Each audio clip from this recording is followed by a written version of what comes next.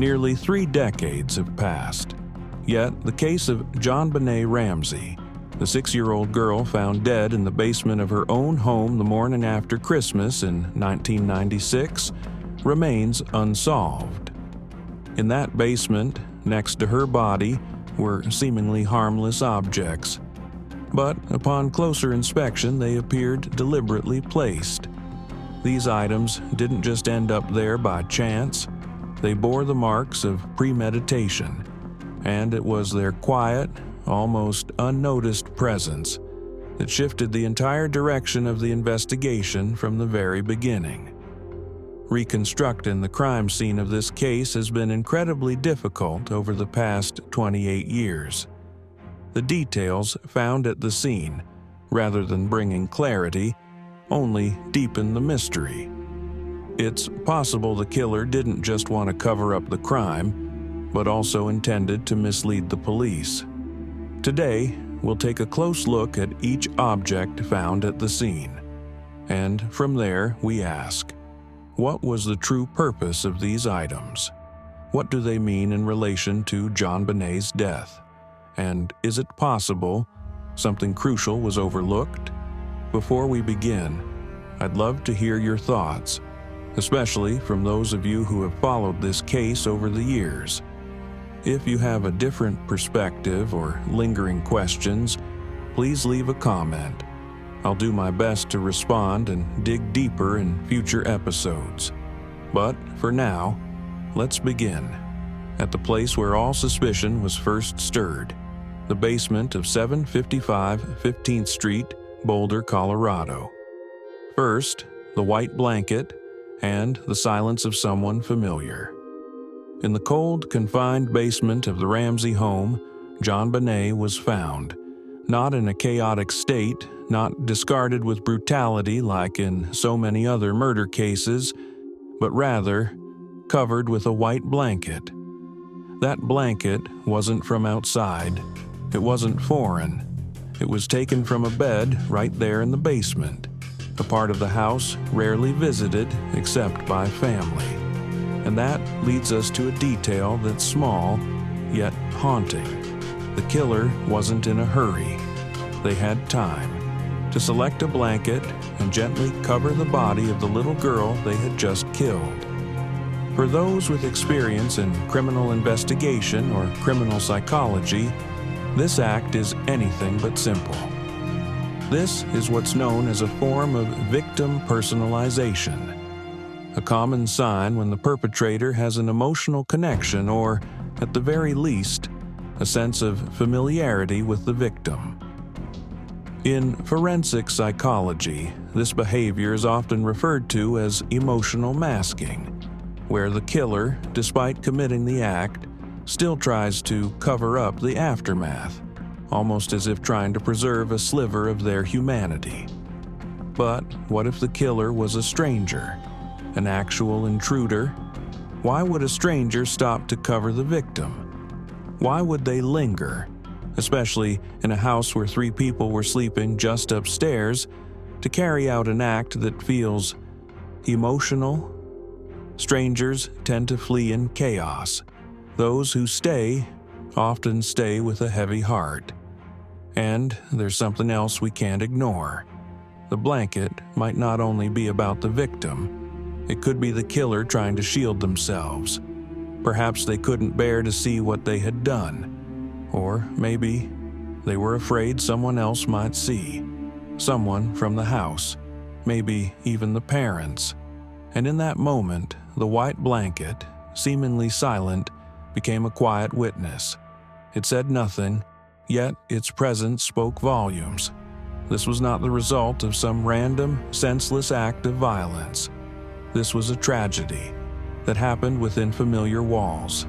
If the blanket represents emotion, then what was found around JonBenét's neck speaks to something far more deliberate.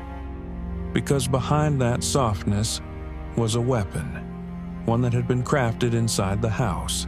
Second, a white nylon cord, and a weapon made in the shadows. In most premeditated murder cases, the killer brings a weapon. It's essential, a tool they cannot afford to forget. But in the case of JonBenét Ramsey, what has confounded investigators for nearly 3 decades is that the killer didn't bring a weapon. They made one, right there inside the victim's own home. The white nylon cord tied around JonBenét's neck wasn't just a restraint. It had been combined with the broken handle of a paintbrush to form a garrote, a deadly ligature used to strangle with intent, often seen in military training or organized crime. It showed planning.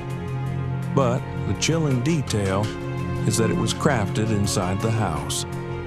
If the killer was an outsider, moving quietly through the home in the dead of night, finding a cord, breaking a brush handle, assembling a killing device, all while other family members slept upstairs, that's an incredibly risky move. Too risky for a stranger. But if the killer was someone from inside the house, or someone who had been in and out many times before, then suddenly it becomes disturbingly plausible. The nylon cord and the paintbrush were household items. There were no signs of forced entry, no evidence of an intruder, and yet a weapon, not carried in but created, was formed within that very space. Which brings us to a haunting question. Who had the calm, the knowledge, and the time to quietly search, to break, to piece together a weapon in the heart of that home? The garrote wasn't just a means to kill, it was a symbol of intent, of deliberate murder, not an accident. Using such a device takes strength, it takes time, and most often it's tied to either deeply suppressed rage or an overwhelming need for control. In some of the most tragic cases, the weapon doesn't come from outside. It emerges from the darkest corners of a familiar mind. A broomstick, a nylon cord, harmless, ordinary items. But in the hands of someone carrying hidden fury, they became the tools that ended a child's life. Garrote, a strangulation tool not brought in from the outside but crafted on site. That detail raised pressing questions about how well the killer knew the house. But there was something else found in the basement, right where JonBenét's body was discovered. Something that looked ready to carry. Something far larger than itself. Third, the Samsonite suitcase, a failed tool or an abandoned plan. In one corner of the basement, just feet away from where JonBenét was found, sat an unassuming object, a black Samsonite suitcase. Pressed against the wall beneath the broken basement window, it seemed at first to be nothing more than an old piece of forgotten luggage. And in many early investigative reports, it was treated as such, mentioned briefly, almost dismissively. But when examined closely, the suitcase became a silent, suspicious witness. Investigators discovered something unusual. On the surface of the suitcase was a small shoe print, matching the size worn by JonBenét's older brother, Burke, at the time. Yet Burke, in multiple interviews, firmly stated he never went into the basement that night. So, where did the footprint come from? Inside the suitcase, authorities found a few seemingly random items. A small blanket, a pillow, and a single cat hair. An especially odd find, considering the Ramsey family did not own a cat. That single hair, though minuscule, raised major questions. Had someone else, someone from outside the home, previously come into contact with the suitcase? Had it been used elsewhere? And why? Was that line of inquiry never pursued further? One theory suggests the suitcase was meant to carry JonBenét's body out of the house, through the basement window, which had already been broken. But for some reason, that plan was never completed. Was the killer interrupted? Or did they change their mind? Some items are left behind at a scene. Some traces cannot be denied. But there are also clues that come from within, from the victim's own body.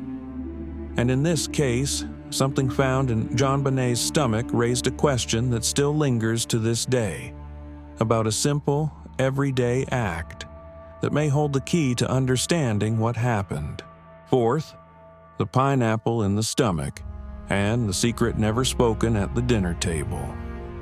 Years after JonBenét's death, one detail continues to trouble independent investigators: the small piece of pineapple found in her stomach. In a 2016 interview with CBS, James Kohler, former lead investigator for the Boulder County District Attorney's Office, referred to the bowl of pineapple as a piece of evidence deliberately ignored. Kohler believed this fruit was the key to understanding the real sequence of events that unfolded that night. According to the autopsy, the undigested pineapple suggests JonBenet ate it just 30 to 90 minutes before her death. That means, after the Christmas party, once the family was back home, she either stayed awake or woke up again in the middle of the night. The problem is, when questioned, both Patsy and John Ramsey insisted no one gave JonBenet pineapple that evening. Patsy said JonBenet was asleep when they got home. But then, why were both Patsy's and Burke's fingerprints found on the bowl of pineapple sitting on the kitchen counter? In a 2016 interview with Dr. Phil, Burke said he didn't remember eating pineapple that night. But when shown a photo of the bowl, his eyes shifted, and in a brief moment he said, "Maybe I did." That was the only admission, but for many experts it was enough to suggest a theory that JonBenet may have come downstairs and taken a piece of pineapple from Burke's bowl, and from that, something snapped. Lou Smith, the independent investigator hired by the Ramseys, had a different view. He believed the pineapple had nothing to do with the murder, that JonBenet simply ate it herself before going to bed. But even then, the question lingers. Why wouldn't anyone in the family acknowledge she ate it? Patsy's complete denial of any late-night snack, and Burke's vague, grown-up "I don't remember," only added layers of confusion. In criminal investigations, evading small details often points to something much larger. As James Kohler wrote in his book Foreign Faction, Who Really Kidnapped JonBenet? The death of JonBenet isn't buried in complexity. It lies in the silence, around a bowl of pineapple, a quiet night, and a truth no one wants to speak.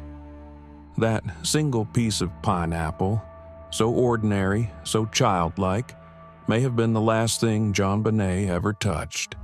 The final act of life in a house that was supposed to keep her safe. In 2016, during a Dr. Phil interview, John Ramsey was asked about the suitcase found in the basement. He paused for a long time, then simply said he didn't remember ever placing it there and didn't know why it would be in the basement. James Kohler, in his investigation and book, emphasized that the suitcase's location wasn't random. He believed it was intentionally placed beneath the window, perhaps as a step for someone to climb out, or as a means to carry JonBenet's body. But the evidence at the window, the intact cobwebs, the undisturbed dust, completely contradicted the intruder theory.